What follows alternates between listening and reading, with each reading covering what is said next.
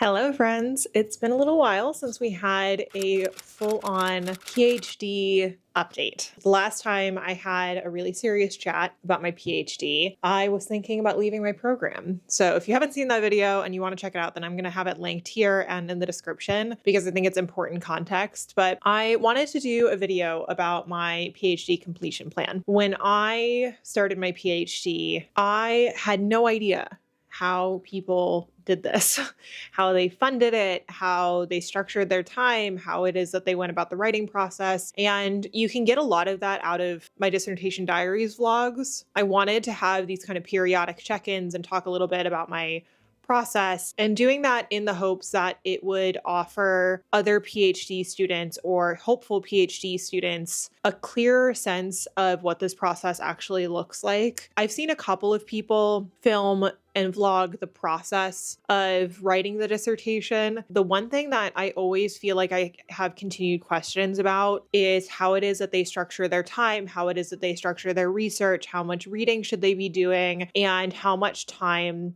and what kind of effort writing actually requires. And as I've been going through this process and trying to figure out what my patterns are, I just really wish that there was a resource out there from other PhD students that I look up to that offered a little bit of a roadmap. And so that's what this video is meant to be. It's just meant to be a chatty update on the PhD, but I'm also going to talk a little bit about the writing process, the research process, and how it is that I'm going about it. So this isn't going to be the most beautifully structured video I've ever posted. It's going to be in 3 parts. We're going to do a little bit of a recap. We're going to talk about my original plan and proposal, and then we're also going to talk about my new plan, my new proposal, and how it is that I plan to get to the point of completing my PhD. So let's start with the recap first and foremost. If you are new to my channel, then hello, welcome. Thank you so much for being here. I would love if you hit the subscribe button and stuck around for future content, but I'm in a PhD program which is combined between history and African American studies at Yale University. About a year and a half ago, I passed my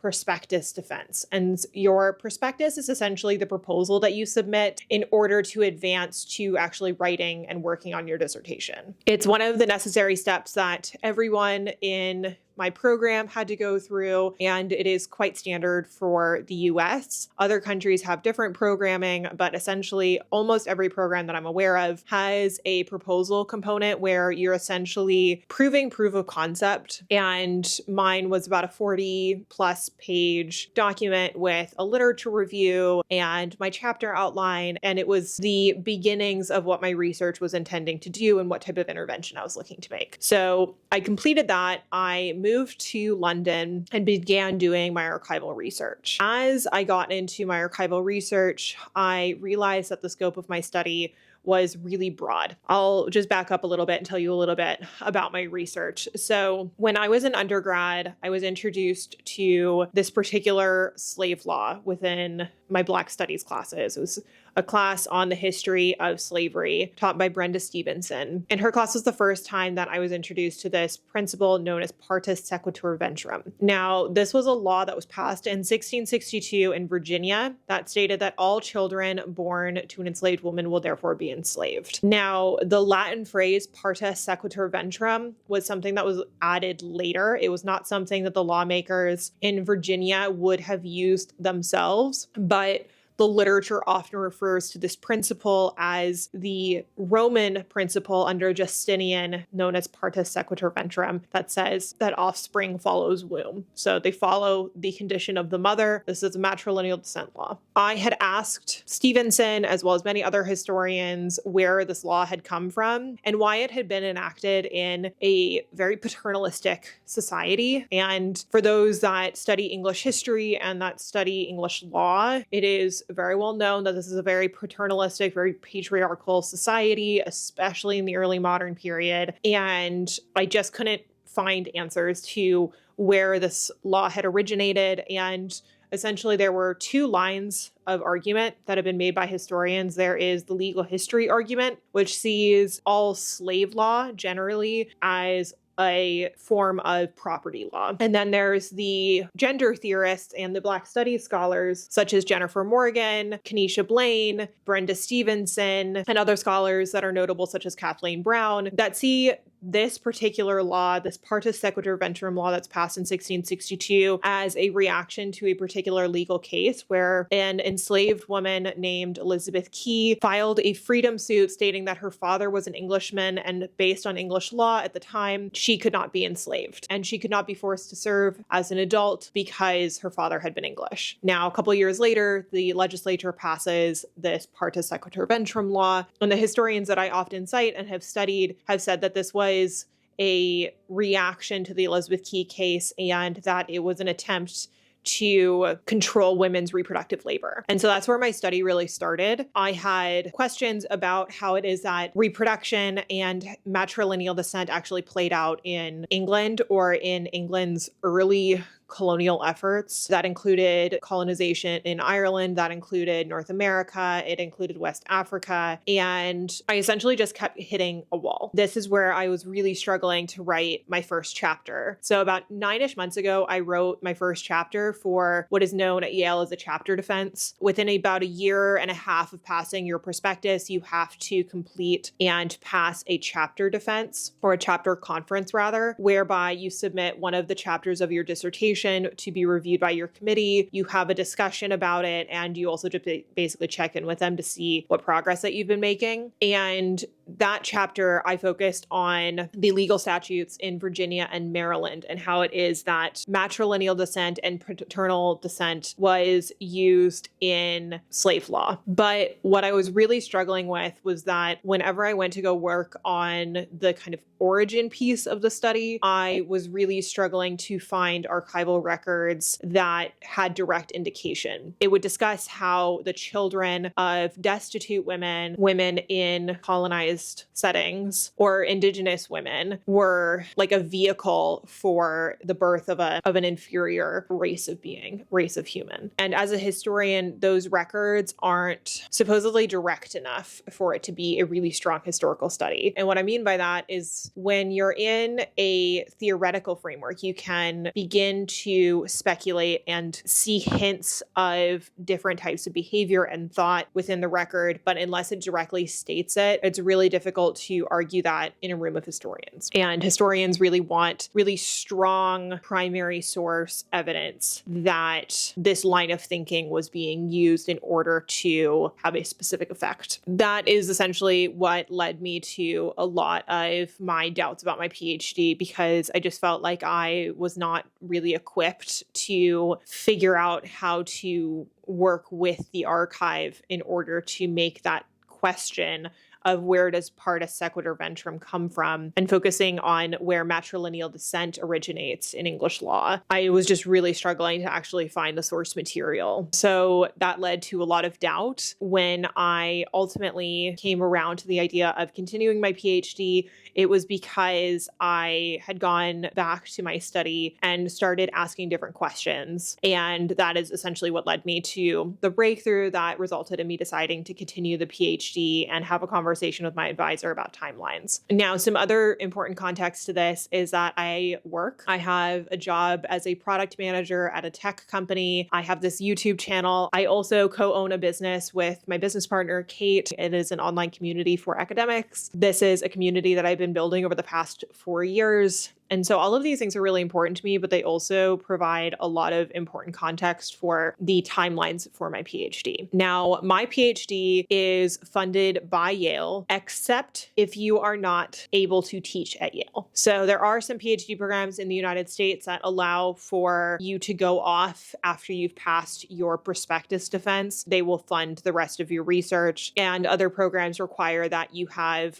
additional funding in order to do that. Now, Yale basically has a policy that says that you can have one dissertation year. Some people use that for research in terms of going to the archives. Some people use it for writing up. I really needed it for the archives. And so the first year that I was living in London, was funded by Yale, and I used what is known as my UDF. And I also had a grant from the Macmillan Center for a fellowship to do my archival research. However, because I wanted to remain in the UK and not go back to New Haven to teach, I am now self-funding the rest of my PhD. So that does require that I have to do a significant amount more work outside of my PhD, which has had significant impacts on my timeline, ability to focus, etc. And I feel like the last couple of months have been a little bit of a roller coaster trying to figure out how to navigate it. But I talked to my advisor about 2 months ago, and we came up with a plan and a roadmap. And I made up a timeline for when I thought I could complete the dissertation. That essentially led me to an end date and a defense in the spring of 2026. Now, this would mean that I would actually fall within the timeline that my program had set. So I'm in a 6-year PhD program, and you do have secured funding if you are in New Haven and teaching. That timeline seemed to make a lot of sense at the time. It gave me about 2 months per chapter. However, this is where the new plan comes in. That plan was not realistic. And the reason I say it wasn't realistic was because it didn't really account for archival research. And it is also not realistic because the actual direction of my project changed. So this is very common when you start a PhD and you begin working on your research. You often have these really big, lofty ideas of what your research is going to do, what kind of intervention it's going to have, the types of sources you're going to be able to incorporate. And that was just unrealistic.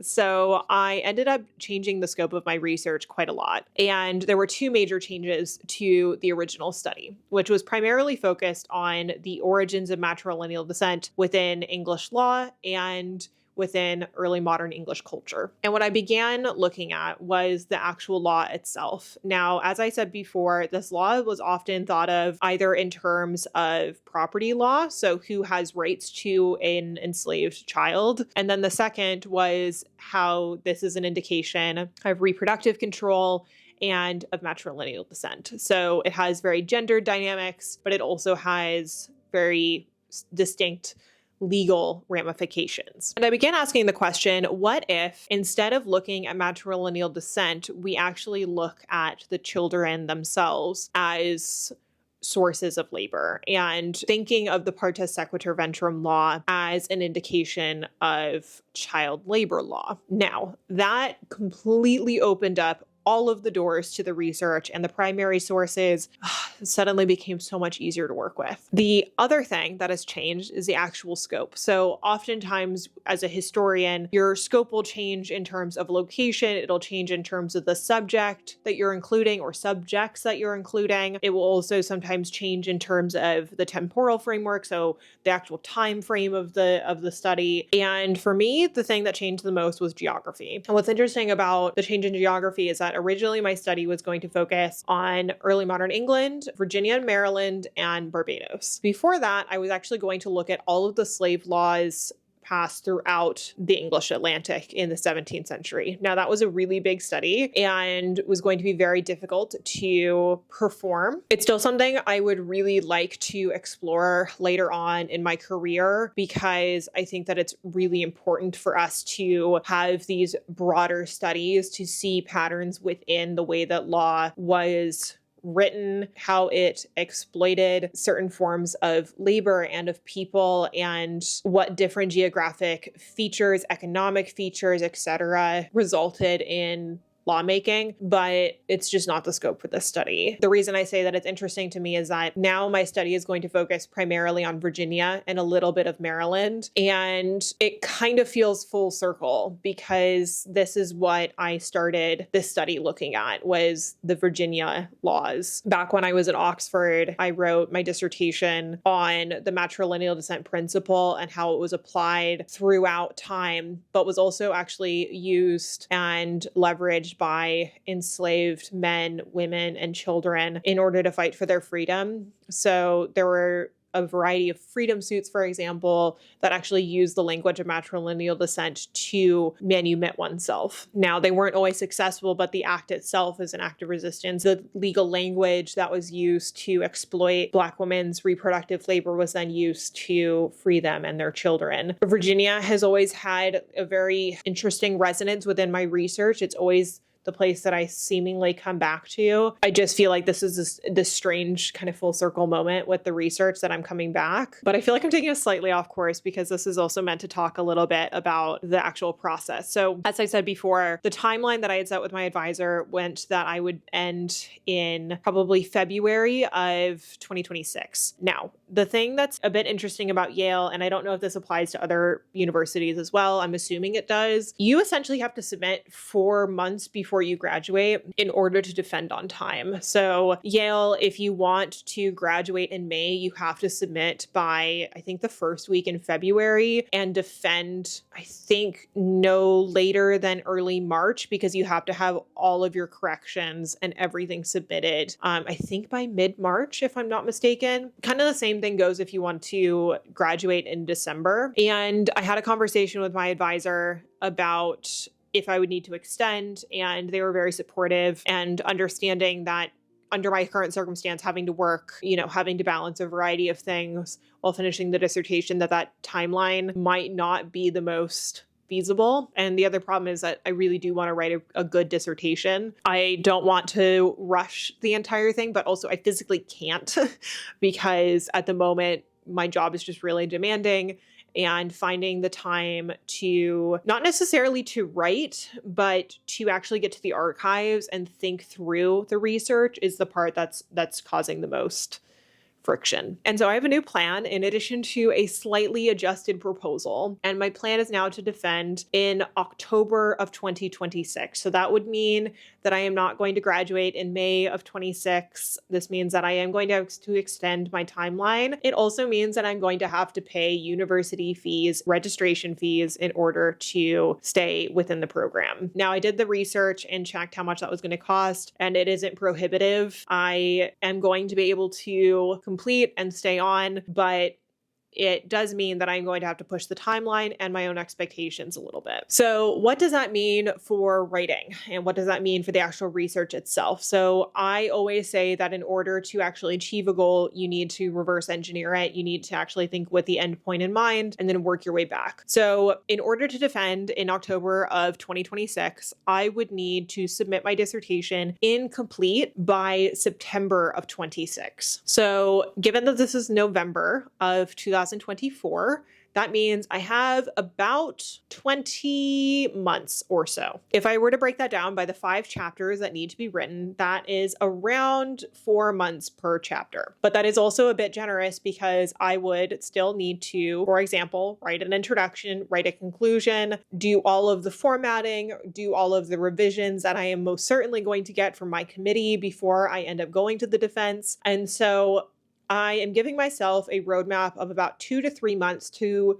work on each chapter. Now, that 2 to 3 months also needs to include archival research, and this is the hangup. So with a full-time job and working during the hours that an archive is open requires a little bit of adjustment. Now, luckily, I have a job at a company that is incredibly supportive and flexible, and I have a good relationship with my manager and have communicated to them that this is something that's important to me and that I would still like to complete my PhD, and that is going to require me to take some days off here and there in order to go to the archives. So in 2025, I am going to be reducing the amount of travel that I am doing and really focusing on trying to make some really big steps in the dissertation writing process. That is also going to mean that I am going to be putting together many writing retreats and opportunities, both for myself and potentially for you. So this is something I've talked to Kate about, and we're currently in the process of planning, but we would like to actually put together a writing retreat and perhaps even more in-person write-ins in Oxford or in London. And I'm going to be using my PTO from work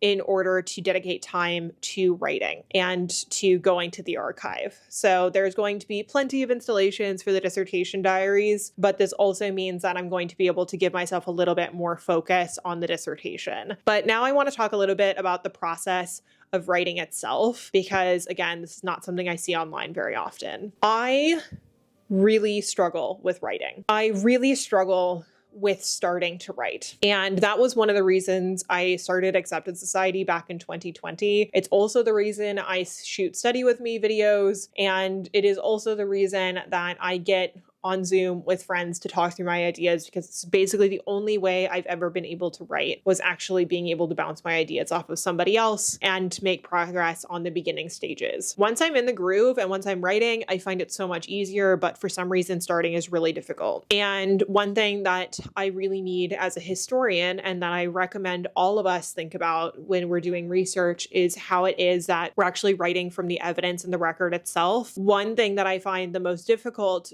in writing is when I'm actually doing too much reading. And I talk about this in my writer's block video, so if you haven't seen that, I'll link it. But oftentimes we allow like others' voices and thoughts and research impact our own view, and it makes it really difficult to write. I've been struggling with writing recently, and what I ended up doing was I went back to the records that I had access to. So I went back to the records of Mary Phyllis, who was a young girl who was taken from Morocco, likely on a Spanish slaving ship, and then was taken aboard a privateering ship by the English and brought to London. And she is someone that I've written about in the past. She has been cited in a variety of studies on Tudor England and Black life in early modern England. I went back to write one section of chapter 1 of the dissertation, and I went specifically to her records in order to begin writing again. And that, I think, is the missing piece at the moment, is just needing more time in the archive. So I have some archive trips planned. I'm going to be going to the National Archives very soon, so I'll be vlogging that. Essentially, the time frame for each chapter is that I need to give myself 2 to 4 days in an archive for each chapter before I can really start writing. And that was the mistake that I made starting on this chapter and just feeling like I needed to keep pushing the timeline because